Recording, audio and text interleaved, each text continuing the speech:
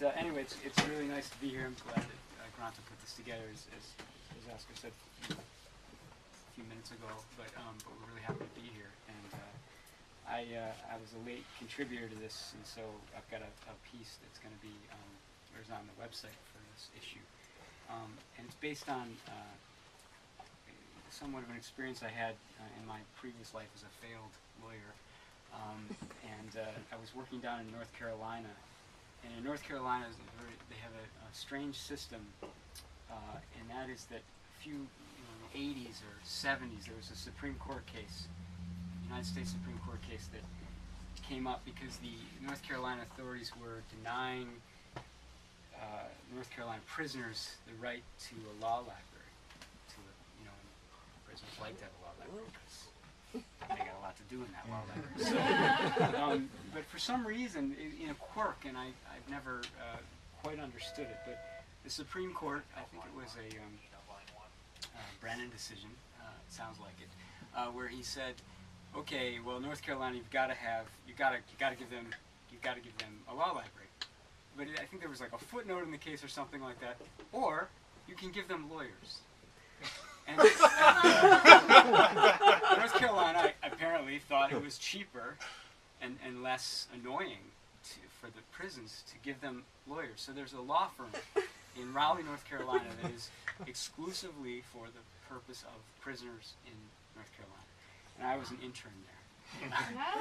And my job was to go to the prisons and measure the cells to see if they were in compliance with how just big enough they should be according to the law.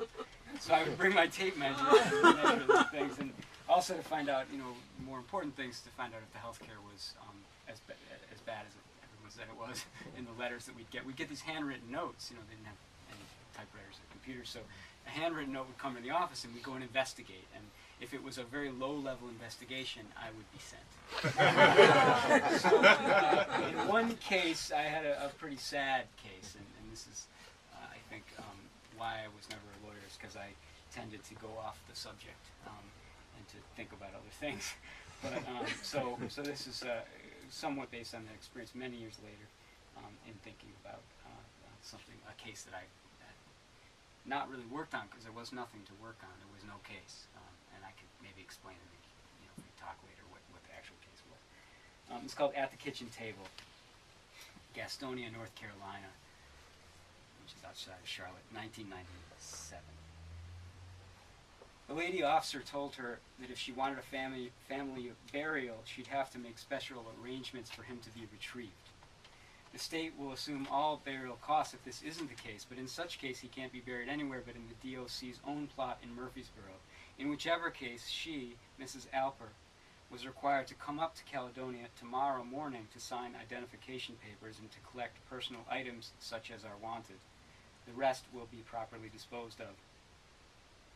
But please, Mrs. Alper, understand, if you wish to take your son's body home, you must be accompanied by a licensed mortician and a funeral services vehicle. Then, she said, in a lower, different voice, a voice that nearly recognized the notion of sorrow, you can't take him home in your own car, is what I'm saying is the policy. Mrs. Alper. Jean Alper at the kitchen table. Tomorrow is tomorrow. The phone is on the floor. It ceased to repeat itself. There may be other signs out of the open kitchen window, but she doesn't hear them. Someone might be mowing the lawn. She wouldn't know. It's still today, and he's lying on his back someplace they keep cold. It's cold where they've got him, and she imagines a large walk-in refrigerator stacked tall with frozen breaded chicken patties and plastic white buckets of soup, frost growing up his fingernails, across his eyelids. She wants to laugh. It's June, so cold. She tired. My Lord, did she tire. Maybe she could have tried harder, but with Aubrey dead and her brothers so far away and her working 9-10 hours a day, it was hard. She could have moved them, but where? Charlotte? She didn't know anybody in Charlotte. She hardly knew anybody here anymore. People go and that's it. But she never left because there was no better place she knew of. Anyway, some years you had to sit tight with what you had. She had a job, and a job's a job. Well, I can make excuses till kingdom come, and they won't call an undertaker or iron a decent dress by 5:30 tomorrow morning. He did what he wanted. Stubborn as his father, but Aubrey, when it came down to it, was a coward. Geordie, though, was never afraid of anything or anybody. Since he was 3 and tearing up the carpet, or tomato plants, hair of neighbors' daughters.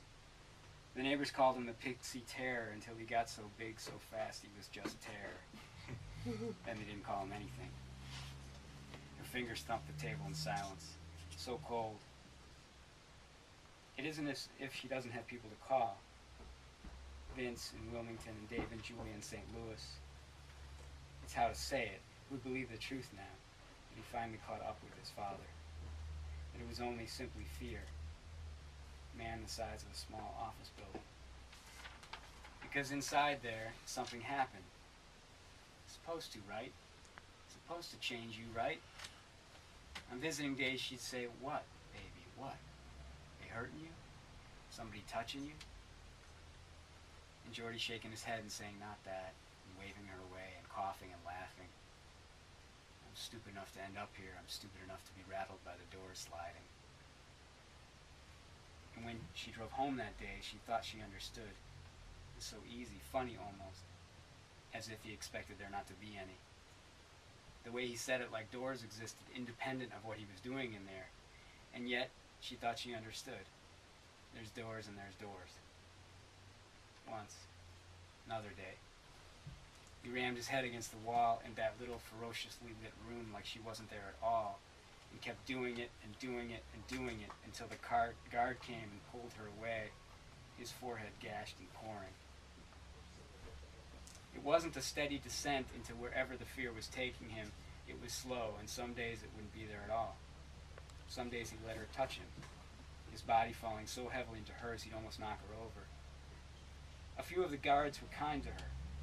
In a couple of them, she could see them look at her as if she were a vision of their own mothers driving 4 hours to be humiliated, to be searched, to have the insides of her thighs patted down for the love of a son who didn't deserve it. Lots of guys had to talk to their visitors through the glass, but for Geordie Alper's mother, they unlocked the lawyer's room, and Geordie would say, "All right, Ma, in here you got to talk like a lawyer. How's my appeal going?" And she'd say all she could think of to say, which was, "I've been filing motions galore for you, honey, and it's all a wait and see." And sometimes his hands would grip the table in order to talk, and he'd say things he never said in his life, like, "Tell me about you, Ma. Talk about you." And she'd try, and he'd listen, clutching that table. Mostly, he stopped shaving. But some days she'd get there and he'd be clean-shaved, and this made it worse, not because he was so pale and bleeding at the chin, but because he'd want so much out of it. He'd force himself to laugh hard and long at her stories and smile with his face when he talked, and watch him perform, and watching him perform would exhaust her, and he'd read this exhaustion in her eyes, and stand up and call the guard and say, "Let her go home." No, who'd believe it?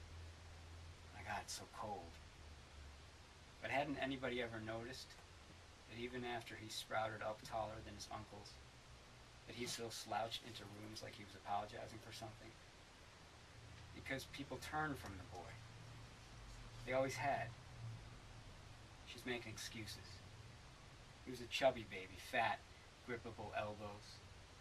He never cried, only yelped sometimes, and some nights Aubrey couldn't stand to be near it because he said the baby looked at him with eyes that weren't the baby's. Sorrow's world's different than sadness. Maybe she's always known this. She looks at the table. There's a small plate with a half-eaten piece of toast. She doesn't remember it. Sadness, always lots of it, but this is something new, and it will become part of her in a way Aubrey's going never has. The call a shock and nothing at all like a shock. Sitting right here, phone rings. The lady officer says words, and all of it the start of something she always knew she'd be. There's almost joy in it. Why not scream it? Glory. She sits, motionless now, already hating 2 tongue waggers from work, Brenda and Denise. You hear about it? By Gene's son? Awful, just terrible. But that boy was bad, bad news. Made Holy Terror look like Donny Osmond. Funny, isn't it? Hilarious. And then they talk about you at the Coke machine. Yea, let him tread down upon my life. It's already summer, just after 9 in the morning. The window's open. The curtain bloats, settles, bloats, settles. Gene Alper's feet are flat on the floor. It will be a long time before the crickets shriek. She'll wait.